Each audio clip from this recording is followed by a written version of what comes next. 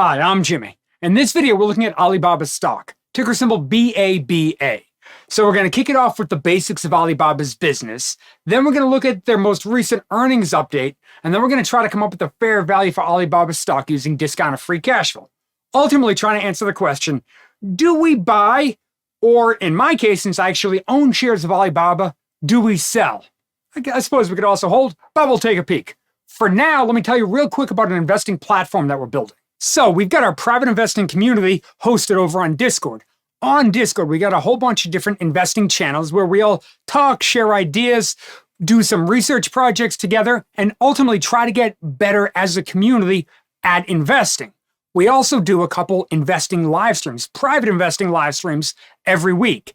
Some we do a valuation live stream, we do a portfolio live stream where we talk about my portfolio, we build the different portfolios. Plus, we do a research live stream where we try to analyze companies together and go through the process together so we could all get better at it. Okay, now let me tell you about the website that we're building. So we already built the beta version of our discounted cash flow calculator. And the idea is that we would have a website that has a bunch of different valuation methods. So it could be, how do you value banks? How do you value a large cap company? How do you value a real estate company? How do you value a company with no growth or negative free cash flow or negative profits? There's different ways to value all different types of companies. So that's where the website's trying to go. For now, we've already got the beta version of the DCF calculator up there. We're just going to keep adding from there.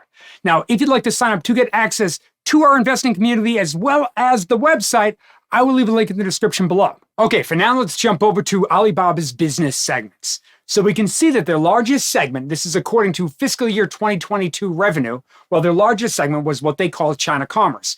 This is similar to Amazon, but in China. Then they have their cloud business. This was their second largest segment, accounted for nearly 10%. It was 9 point something percent of total revenue. That is essentially the same thing as Amazon AWS, Amazon Cloud Services, Amazon Web Services, but that's really their cloud business. Microsoft has Microsoft Azure, that's their cloud business. Well, ultimately, Alibaba has their own version. Now, they focus on online businesses, again, mostly in China, but they also build their own online ecosystem. Use that revenue shows up in this part of the business.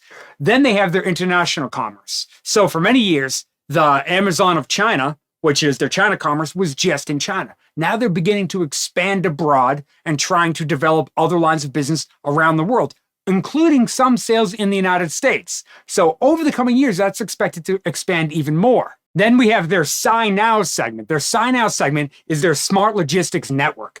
This is really a good complement to their international commerce business. Ultimately, it's the logistics version, it's the logistics arm of their international expansion. That's where that revenue ends up.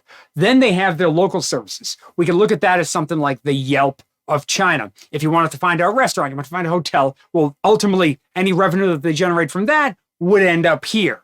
They also have their digital media business. So this is similar to, they have like Apple Music, Amazon Music, well, they have their own music version. They have Alibaba Pictures, they make movies, things like that. They have their own version of YouTube. They have their own version of gaming and things along those lines. They have a ton in that division, but again, it only represented about 4% of revenue. Then they have their innovative initiatives, which when rounded, turns out to be about 0%, but it is less than 0.5%. And this is similar to, the way I look at this is similar to Google's, they call it long shots, like they're big bets that they're making for, hey, we're going to dump some money in this, see if it turns out to be something, but it's a very small amount of what we're trying to do. That's similar to what their innovative initiatives segment is trying to do. It's trying to invest in the future, see if they can innovate enough to make big money down the road. But for now, it doesn't affect things all too much. Okay, now let's take a peek at the recent earnings numbers. So these are earnings per share over the past 5 quarters. And we can see in the most recent quarter, well, they actually beat estimates. In fact, they've beat estimates in the past 4 quarters. The last time they missed earnings estimates was in Q2 2022. Now, one of the reasons that this stock it's really been beaten down a lot lately, one of the reasons for that, and there's a few of them, but one of the reasons is that growth has significantly pulled back. So this company was growing really fast. In fact, we can see that better if we jump over to a revenue chart.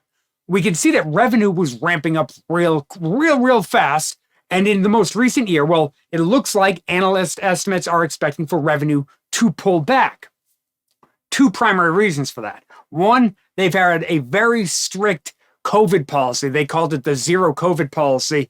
And basically, anytime anybody got COVID, they shut down the whole region, and that really slowed down the business. Now, at the end of October, the Chinese government came out and sort of loosened that policy a bit.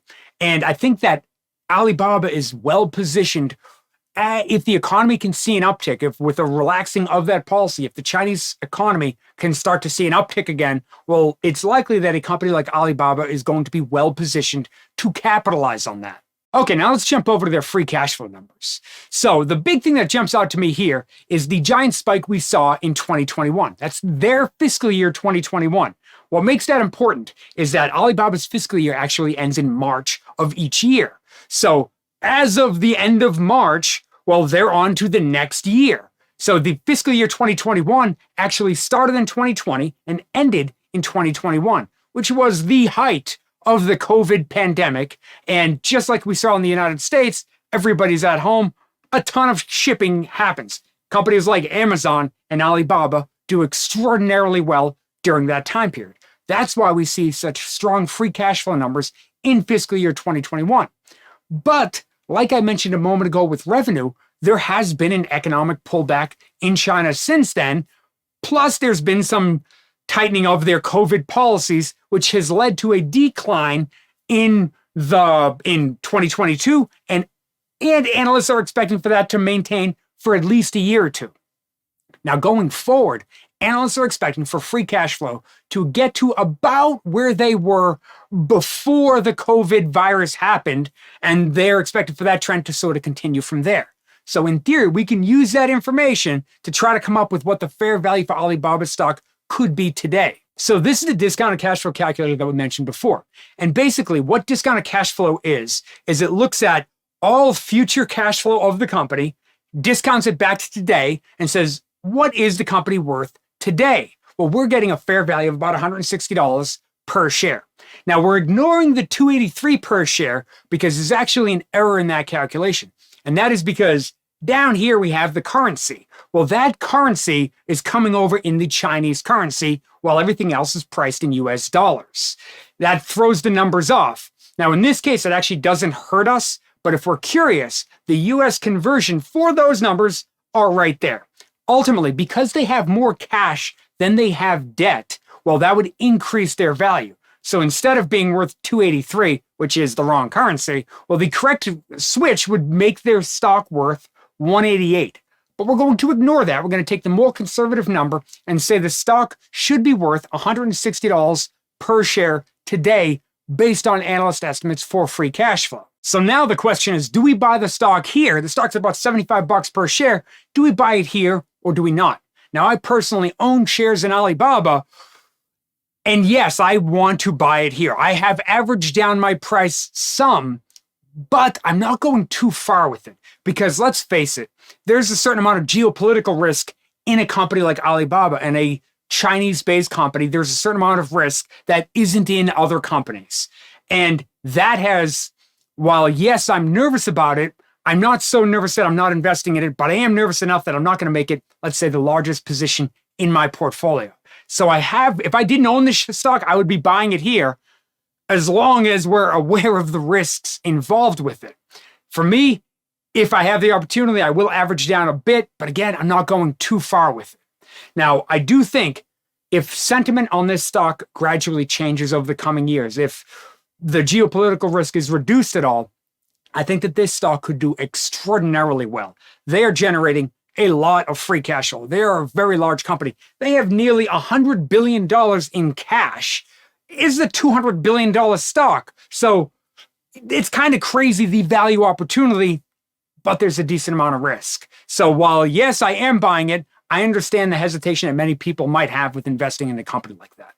Now, if you'd like to sign up to get access to the website and to our private investing community, I will leave a link in the description below. And thank you so much for sticking with me all the way to the end of the video. I really do appreciate it. Thank you, and I'll see you in the next video.